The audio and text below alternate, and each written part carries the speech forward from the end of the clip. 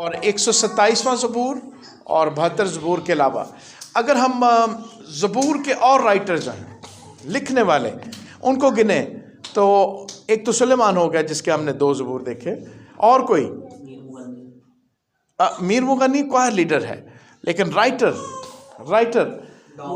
दाऊद, हाँ, बहुत मशहूर। और एल्डर साहब ने क्या बताया? मूसा। दोहराइए मेरे साथ, पहला सुलेमान हमने देखा, दूसरा दाऊद और तीसरा मूसा। जी, चौथा राइटर सुलेमान हो गया, बनी कोरा, हाँ, पांचवा बहुत मशहूर है, दाऊद के बाद ज्यादा ज़बूर आसिफ के, किसके?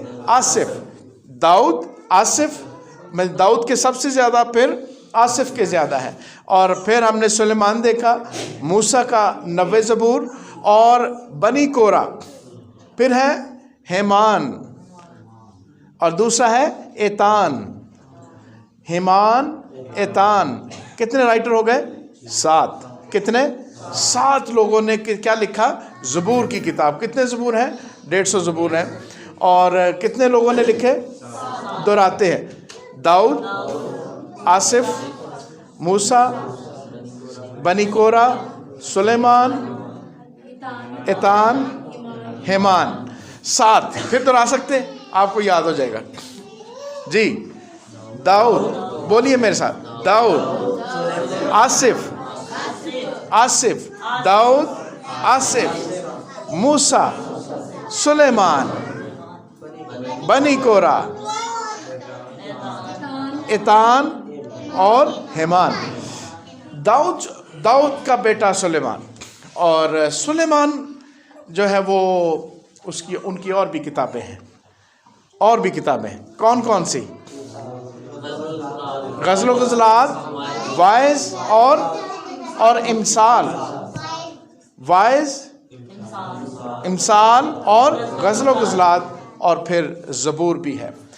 इसका मतलब है कि सुलेमान जो है 127वां ज़बूर, इब्तिदा क्या है कि अगर खुदावंद ही घर ना बनाए तो बनाने वाले की मेहनत बेकार है। बनाते कैसे हैं? सुलेमान ने हैकल बनाई, दाऊद को इजाज़त ना मिली, किसने बनाई? हैकल, सुलेमान ने। और कितने साल लगे? 7 साल लगे। कितने साल लगे? हैकल को तामीर करने के लिए 7 साल लगे। और उसमें सोना, पत्थर, कीमती लकड़ी और बहुत कुछ उसमें इस्तेमाल किया गया। और सुलेमान ने एक और चीज़ बनाई, और वो था महल। अपनी बीवी के लिए, जो फ़िरौन की बेटी थी, उसके लिए महल बनाया। और वो जो महल था उसको बनाने में 13 साल लगे। कितने साल लगे? और बहुत ही कीमती लकड़ी, कीमती पत्थर और बहुत कुछ वहाँ पर जो है वो इस्तेमाल हुआ। और तीसरी चीज़ जो सुलेमान ने बनाई, वो शहर बनाए। क्या बनाया? शहर तामीर किए। और वो जो शहर थे दुनिया के सबसे ज़्यादा महफूज, और वो शहर ऐसे शहर थे कि जहाँ पर रोज़गार की बहुतात थी। लिखा है कि सुलेमान के दौर में लोगों ने सुख की रोटी खाई, जंगो जदल ख़त्म हो गया और सुख की रोटी खाई। और वही सुलेमान जिसने हैकल बनाई, जिसने महल बनाया, जिसने शहर तामीर किए, वो क्या कहता है? अगर खुदावंद ही घर ना बनाए। इतने तजर्बे के बाद कि उसके शहर देखने के लिए कि कैसे शहर बनाए हैं, दूसरी हुकूमतों के लोग आए। एक मलका आई, मलका सबा, कि वो कैसा शहर है, वो कैसा महल उसने बनाया है, कैसी हैकल बनाई है। यानी तामीर का बेतहाशा बड़ा तजर्बा, तामीर का, बनाने का। और क्या जुमला कहा ज़बूर के शुरू में? अगर खुदावंद ही ना। इसका मतलब है कि दाऊद को मालूम था कि जो कुछ मैंने बनाया उसमें क्या है? उसमें क्या है? कमजोरी है। जो कुछ भी मेहनत मैंने की, अगर खुदा ना बनाता तो बनाने वाले की मेहनत क्या थी? आज ये घर ये ईंटों का घर है ना। और अगर खुदावंद ना बनाए, अगर खुदावंद के लोग यहां पर ना हो और लोग हों और खुदावंद के कलाम से तामीर ना किए जाए, खुदा के कलाम से सैर ना हो, तो ये मेहनत बेकार। ये जो सर्विस करना, गीत गाना, दुआ करना, कलाम को सुनना सुनाना, अगर खुदा ही आपको अंदर से तामीर ना करे, अगर खुदा के साथ आपका रिश्ता और रफाकत, दो चीजें, क्या चीजें, आपका रिश्ता और रफाकत कायम ना हो, तो हमारी मेहनत क्या है, बेकार है। इसलिए कलीसिया को यहां पर लाना, उसका तरीकाकार, आज वो पैनाफ्लेक्स यहां पर नहीं है, जरूर देखिएगा, उसे उस साइड पे लगाएं हम, और उसमें तरीकाकार बताया गया। यीशु मसीह के लिए जीतना, किसके लिए, पादरी नासिर हारून के लिए नहीं, एल्डर सलीम के लिए या आमर के लिए या शुजा के लिए नहीं, लोगों को जीतना किसके लिए, किसके लिए, दोहराइए मेरे साथ, यीशु मसीह के लिए। और फिर उनको क्या करना, तामीर करना, क्या करना, और फिर तरबियत देना। ये कलीसिया का, और यही तिमोथियस, यानी तिमोथियस जो है वो इफिसस की कलीसिया का पादी साहब है, उसके सुपुर्द किया, क्या किया गया कि लोग जीते जाए, तामीर किए जाए और तरबियत दी जाए। यही तरीकाकार होगा। और आप में से उम्मीद है 5 से 10 लोगों की टीम, तरबियत उनको दी जाएगी ताकि लोगों को क्या करें, जीत कर, कैसे जीत कर, किसके लिए, यीशु मसीह के लिए जीत कर, जीते तो वो ज़रूर खुदा के घर में आए। और खुदा के घर में क्यों आए, क्योंकि खुदा के कलाम की भूख और प्यास उनकी ज़िंदगी में क्या होगी, बढ़ जाएगी। उनका रिश्ता और रफाकत खुदा के साथ कायम होगा। सो कैसे लोग तामीर होने चाहिए, आइए हम दूसरी आयत के में से देखते हैं। अगर खुदावंद ही शहर ना बनाए, की हिफाजत ना करे, तो निगाहबान का जागना, तुम्हारे लिए सवेरे उठना और देर से आराम करना और मुशक्कत की रोटी खाना अब्स है, क्योंकि वो अपने महबूब को तो क्या करता है, नींद ही। यानी खुदा के घर में कौन आए, जो खुदा के क्या है, क्या है, गौर कीजिए, खुदा के घर में कौन आए, जो खुदा के क्या है, महबूब है। खुदा अपने महबूब को क्या करता है, नींद ही। ये जो सुलेमान बादशाह है, इनकी यानी शायरी जो है उसमें मोहब्बत का जिक्र बहुत ज़्यादा है, मोहब्बत का, इश्क का बहुत ज़्यादा जिक्र है। 127वें ज़बूर में भी यही कि खुदा अपने महबूब को क्या करता है, नींद। आपसे सवाल, आपसे, अपने आप से सवाल, ईशाया मामा के पास चल जाओ, हिलना नहीं है। आपसे सवाल, आपने अपने आप से, क्या मैं खुदा का महबूब हूं या नहीं हूं? आपने अपने आप से सवाल करना है। अभी कीजिए, क्या मैं खुदा का महबूब हूं या नहीं हूं? 1 मिनट के लिए आंखें बंद करके अपने आप से पूछिए, अपने सरों को झुकाएं, सवाल पूछिए अपने आप से, आंखें बंद करें, क्या मैं खुदा का महबूब हूं या नहीं हूं? बेटा आप भी आंखें बंद करें। जब आप अपने आप से सवाल करें तो ये एक हकीकत कि खुदा आपसे बात करेगा। आप अपने आप से पूछिए, क्या मैं खुदा का महबूब हूं या नहीं हूं? अपने आप को खुद ही हाँ या ना में जवाब दें, मैं हूं या नहीं हूं। हम अपने आप को ये जवाब दें।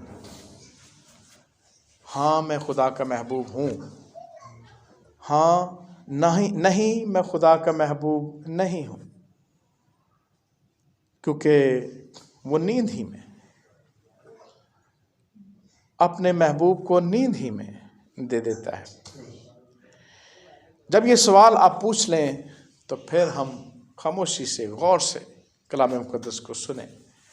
हम अपने सरों को उठाएं और ये सवाल आपने हकीकतन खुदा के सामने अपने आप से पूछा, हकीकतन अपने आप से पूछा कि मैं खुदा का महबूब हूँ या नहीं। आप सब जानते हैं कि महबूब जो होता है उसका एक म्यार होता है। महबूब का क्या होता है? म्यार होता है। और हम सब जानते हैं कि हर शख्स का कोई ना कोई महबूब ज़रूर होता है।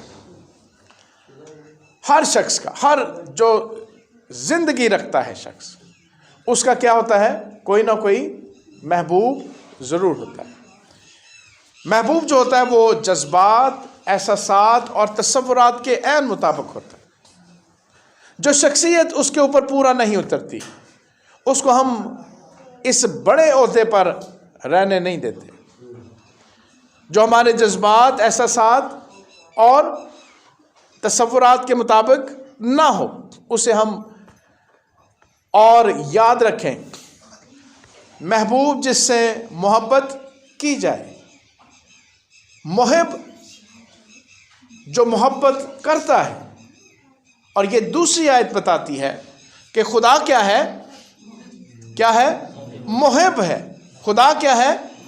मुहिब है, जो क्या करता है? इंसान से मोहब्बत करता है। यही लिखा है, खुदा अपने महबूब को क्या करता है? नींद ही में। खुदा के महबूब का भी एक म्यार है। आइए हम देखें।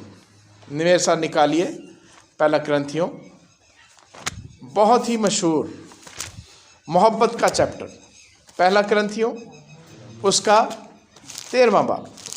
ये इंतहाई मशहूर चैप्टर है और उसमें से हम क्या देखेंगे? क्या देखेंगे? खुदा के महबूब का म्यार देखेंगे। किसका म्यार देखेंगे? खुदा के महबूब का म्यार। और चौथी आयत से मोहब्बत साबिर है। खुदा के महबूब में पहला म्यार वो क्या है? साबिर है। खुदा के महबूब में पहला म्यार। और यही सवाल, अगर मैं महबूब हूं और मैंने हाँ में जवाब दिया है या अपने आप को ना में जवाब दिया है, तो फिर गौर करें कि खुदा के महबूब के म्यार पर क्या पहली चीज कि खुदा का महबूब क्या है? साबिर है। मैं साबिर हूं या नहीं हूं, यह भी अपने आप को जवाब देना है। और दुनिया में अगर आप गौर करें कि बेसब्री के सबब से मसाइल हैं। आदम और हवा से सब्र नहीं हुआ। क्या नहीं हुआ? खुदा ने उन्हें महबूब के म्यार पर, अपनी सूरत व शबीह पर बनाया, उसमें अपनी सफ़ात जिनको इंसान आज भी इस्तेमाल करता है वो रखी। इंसान मोहब्बत करने वाला, खुदा मोहब्बत करने वाला, इंसान शुक्र करने वाला। जब आप देखते हैं आदम और हवा को, और उससे किसी ने आके कहा कि तुम खुदा की मानत बन जाओ, क्या हो जाओगे? तुम खुदा की। और फिर उनसे सब्र नहीं हुआ। मैं खुदा के महबूब का दूसरा म्यार, सब्र के बाद जी मेहरबान। और गौर कीजिए, क्या हम मेहरबान हैं?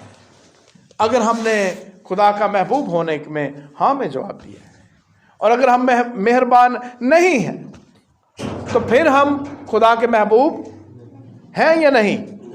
नहीं हैं। अगर हम साबिर हैं तो खुदा के महबूब हैं, और अगर नहीं हैं तो फिर खुदा के महबूब के म्यार पर हम पूरा नहीं उतरते।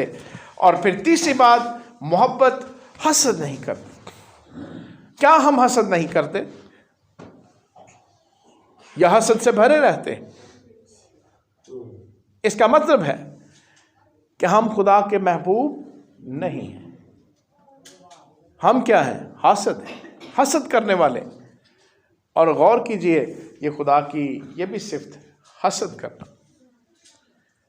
खुदा मालिक, हम मालिक नहीं हैं। और फिर खुदा के महबूब के म्यार में अगली क्या चीज़ है हसद के बाद?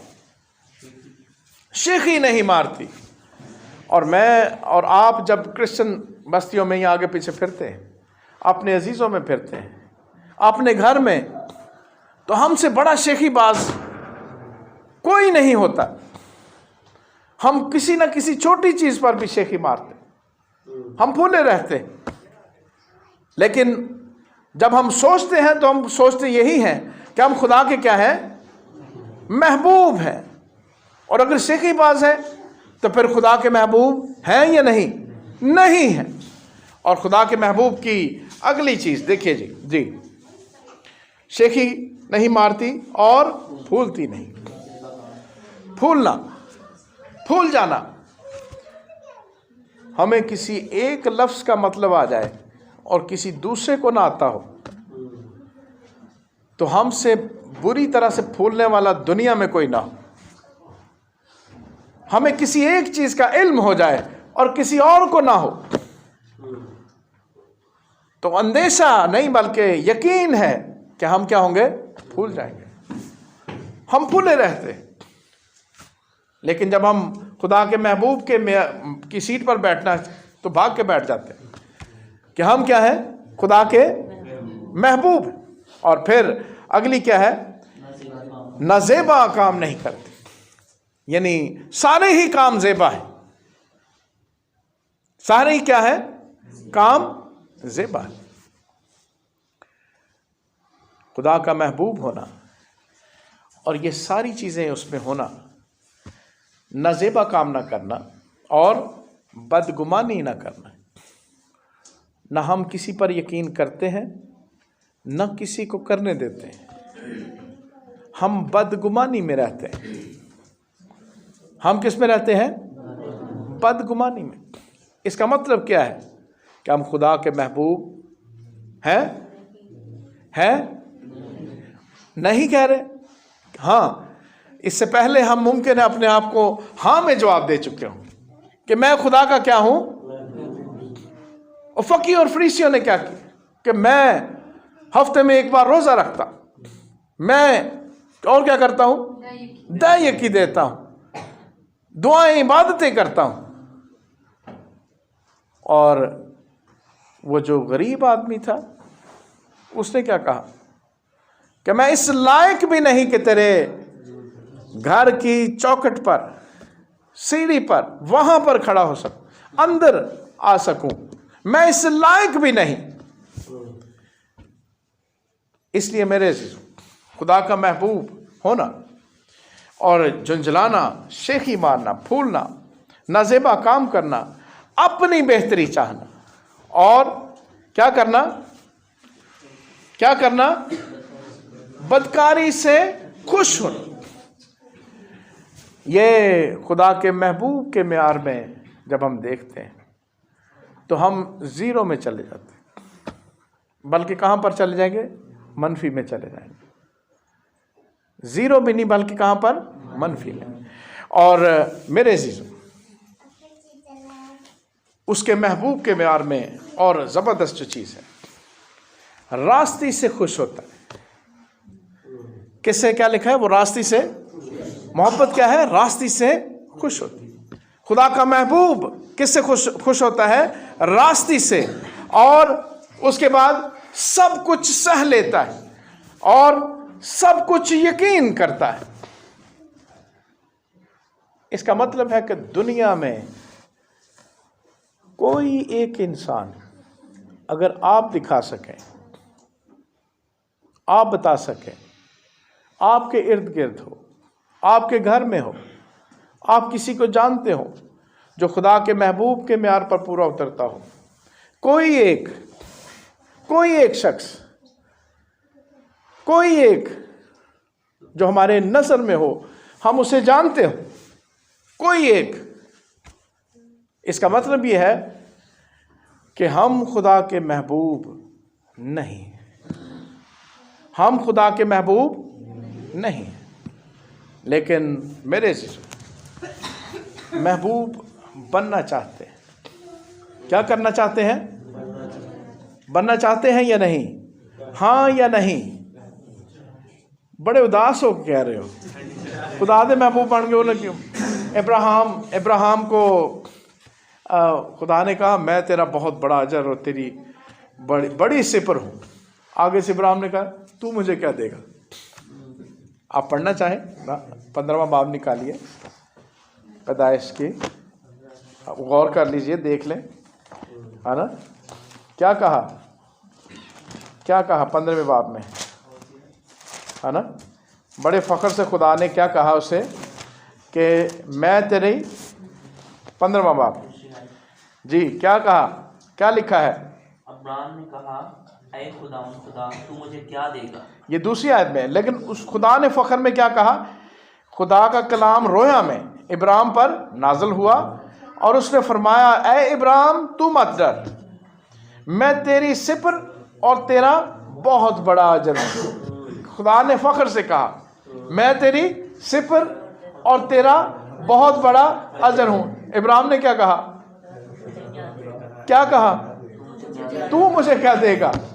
और अगर हम पूछें कि मैंने खुदा का क्या बनना है, महबूब बनना है, तो बड़े उदास है। हाँ जी, क्यों? मुमकिन है खामोशी में हमने कहा खुदावंद सानू की देगा। ऐसे ही कहा हो ना। हम महबूब ऐसे हों कि लोग आगे पीछे फिरें, ऐसे ही ना। हम महबूब ऐसे हों कि पैसे हमारे इस जेब में से भी गिर रहे हो, इससे भी गिर रहे हो, ऐसा होना चाहिए ना? नहीं, ऐसा महबूब नहीं बनना है या नहीं बनना? अभी भी आवाज ढीली है। कोई इरादा नहीं, है ना? है या नहीं? जरा बुलंद आवाज से, जरा जोर से, है इरादा। और ये कैसे बनेंगे? इसी चैप्टर के 9वीं और 10वीं आयत में फार्मूला बताया गया। 10वीं आयत में, लेकिन जब कामिल आएगा, कौन आएगा? लेकिन जब कामिल आएगा तो नाकिस जाता रहेगा। इसका मतलब है कि खुदा का एक महबूब है, खुदा का एक महबूब जो कामिल है। जब वो आएगा तो हमारी जिंदगी में से क्या होगा? नाकिस जाता रहेगा। हम साबर भी होंगे, हम मेहरबान भी होंगे। जब वो एक कामिल आएगा तो फिर हमारी जिंदगी में से क्या होगा? नाकिस जाता रहे। मैं बार बार इसलिए दोहरा रहा हूं कि आप भी दोहराएं कि जब कामिल आएगा तो नाकिस जाता रहेगा। एक महबूब, उसे मैं जानता हूं, आप भी जानते हैं। उसने खुदा की सूरत पर होना अपने इख्तियार में, अपने काबू में न रखा, बल्कि क्या किया? इंसान की सूरत। उसमें क्या नहीं था? उसमें कुछ छल। उसी ने कहा कौन मुझ पर गुनाह साबित करेगा? उसी ने सब्र किया और बेतहाशा किया, आज भी करता है। देख, मैं दिल के दरवाजे पर खड़ा हुआ क्या करता हूं? जो मेरी क्या करेगा? दरवाजा खोलेगा ताकि कामिल क्या हो? अंदर आए और नाकिस हमारी जिंदगी में से जाता रहे। दरवाजे पर खड़ा, अभी भी सब्र में है। खुदा का एक महबूब जिसके वसीले से हम सब खुदा के महबूब ठहरते हैं। जितनों ने उसे कबूल किया, उसने उनको खुदा के बेटे और बेटियां होने का हक बख्शा। आप कहते हैं, मैं भी कहता हूं, मैं खुदा के क्या हूं? बेटा हूं। आसमान का खुदा मेरा बाप है। और यीशु मसीह भी यही कहते हैं, अब मैं तुम्हें नौकर नहीं बल्कि क्या कहूंगा? भाई कहूंगा। मैं जानता हूं, मैं ईमान रखता हूं कि यीशु मसीह मेरा भाई है। मैं ईमान रखता हूं कि उसने भेजा उस मददगार को जिसके सबब से हमारी सूरत मसीह की सूरत पर क्या हो, तब्दील हो जाए, नाकिस जाता रहे और क्या हो, कामिल। कलीसिया को जब हम लफ्ज कलीसिया बोलते हैं तो क्या है, उसका मतलब क्या है? कलीसिया जमात, ईमानदारों की जमात, है ना। और जब हम उसको थोड़ा सा तकसीम करें तो वो कुल्ली स्या,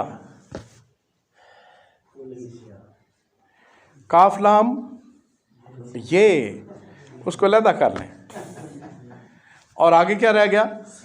स्या। हम कौन हैं? अगर खुदा के महबूब हैं तो फिर कौन है? और अगर नहीं है तो फिर क्या है? कुल्ली स्या है। अगर यीशु मसीह जो कामिल है, खुदा का महबूब है, जिसके सबब से हम खुदा के महबूब ठहरते हैं, तो फिर हम क्या है? कलीसिया।